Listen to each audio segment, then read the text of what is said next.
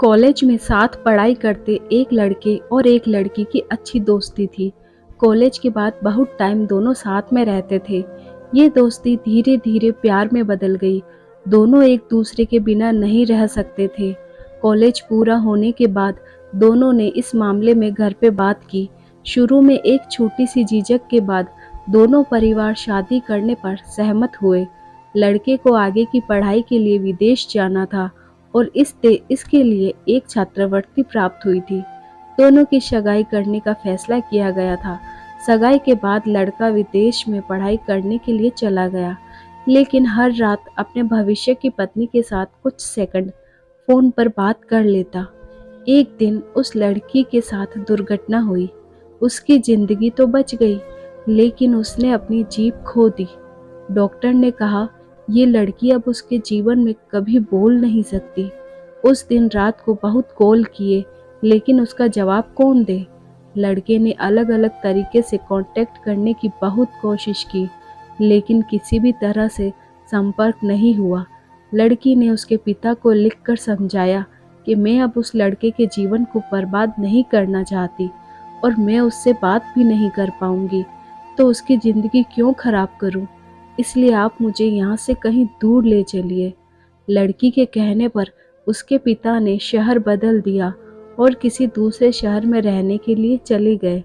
लड़की ने अपनी फ्रेंड से कॉल करवा कर लड़के को कहा कि तुम कोई दूसरी लड़की को ढूंढ लो। कुछ दिन लड़के का बहुत फ़ोन आया, लेकिन फिर बंद हो गया। लड़की को लगा कि वो अब मुझे भूल गया होगा। लड़की लड़के को याद करके बहुत रोती थी। 1 साल से ज़्यादा समय हो गया।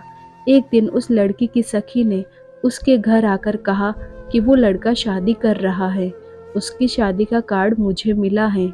लड़की की आंख में आंसू आ गए। मुझे बिल्कुल भूल गया वो।